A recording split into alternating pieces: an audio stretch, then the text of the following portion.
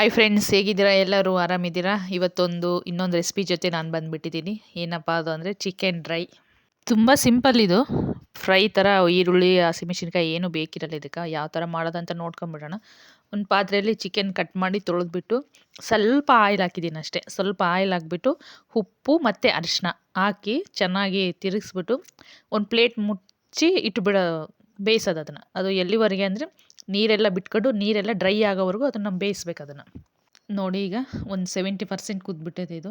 Direct ನಾವು ಹಂಗೆ ಮಾಡಿದರೆ ಚಿಕನ್ ಬೇಯಲ್ಲ, ಹಂಗಾಗಿ ಈ ಥರ ಮಾಡ್ಕೋಬೇಕು. ಕಂಪಲ್ಸರಿ ಚಿಕನ್ ಡ್ರೈ ಅಂದರೆ ಐರನ್ ತವಾನೇ ಯೂಸ್ ಮಾಡಿ. ಟೇಸ್ಟ್ ತುಂಬ ಚೆನ್ನಾಗಿ ಬರುತ್ತೆ.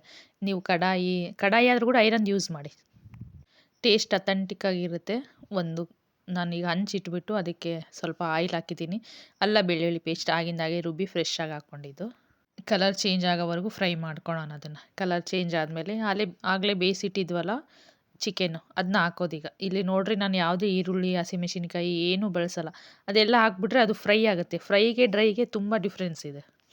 ತಳ ಹಿಡಿಯುತ್ತಲ್ಲ ಅಲ್ಲ ಬೆಳ್ಳುಳ್ಳಿ ಪೇಸ್ಟು, ಅದಕ್ಕೊಂದು ಸ್ವಲ್ಪ ನೀರು ಹಾಕಿ ಸ್ವಲ್ಪ ಹೊತ್ತು ಫ್ರೈ ಮಾಡಿದೆ ಅದನ್ನು.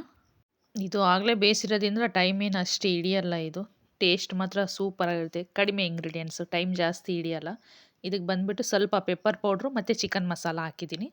ಆಮೇಲೆ ನಮಗೆ ಖಾರಕ್ಕೆ ಎಷ್ಟು ಬೇಕೋ ಅಷ್ಟು ಖಾರದ ಪುಡಿ, ಖಾರ ನೋಡ್ಕೊಂಬಿಟ್ಟು ಹಾಕ್ಕೊಳ್ಳೋದು. ಆಗಲೇ ಸ್ವಲ್ಪ ಫಸ್ಟಿಗೆ ಬೇಯಿಸ್ಬೇಕಾದ್ರೆ ಉಪ್ಪು ಹಾಕಿದ್ದೆಲ್ಲ, ಇವಾಗ ಒಂಚೂರು ಉಪ್ಪು ಕಡಿಮೆ ಇತ್ತು, ಹಂಗಾಗಿ ಸ್ವಲ್ಪ ಉಪ್ಪು ಹಾಕಿ ಚೆನ್ನಾಗಿ ಫ್ರೈ ಮಾಡ್ಕೊಳೋದು ಅದನ್ನು. ಮನೇಲಿ ಒಂದ್ಸಲ ಟ್ರೈ ಮಾಡಿರಿ, ಟೇಸ್ಟ್ ಮಾತ್ರ ನೆಕ್ಸ್ಟ್ ಲೆವೆಲ್. ಆದಷ್ಟು ಐರನ್ ಕಡಾಯಿ ಇಲ್ಲ ಐರನ್ ತವಾನಲ್ಲೇ ಮಾಡಿ, ಟೇಸ್ಟ್ ತುಂಬ ಚೆನ್ನಾಗಿ ಬರುತ್ತೆ. ಅದು ತಳ ಹಿಡಿಯುತ್ತಲ್ಲ, ಅದೇ ಟೇಸ್ಟ್ ಬರೋದು ಅದಕ್ಕೆ. ಹಿಂಗೆ ತಿರುಗಿಸ್ತಾ ಫ್ರೈ ಮಾಡಬೇಕು. ಆಮೇಲೆ ಒಂದು ಚೂರು ನೀರು ಹಾಕಿದ್ದೀನಿ ನಾನು. ನೀರು ಹಾಕಿ ಸ್ವಲ್ಪ ಫ್ರೈ ಮಾಡ್ಕೊಂಡೆ. ಅದು ತಳ ಹಿಡಿದ್ರಿಂದ ಖಾರ ಎಲ್ಲ ಹೋಗಿರುತ್ತೆ. ಹಾಗಾಗಿ ಒಂದು ಪ್ಲೇಟಲ್ಲಿ ತೆಗೆದ್ಬಿಟ್ಟು ಮತ್ತೆ ಒಂಚೂರು ಮೇಲೆ ಖಾರದ ಪುಡಿ ಹಾಕೋದು. ಉಪ್ಪೇನು ಸರಿ ಇತ್ತು ನೋಡಿರಿ, ರೆಡಿ ಆಗೋಯ್ತು. ತುಂಬ ಸಿಂಪಲ್. ಪ್ಲೀಸ್ ಸಬ್ಸ್ಕ್ರೈಬ್ ಮಾಡಿ ಫ್ರೆಂಡ್ಸ್.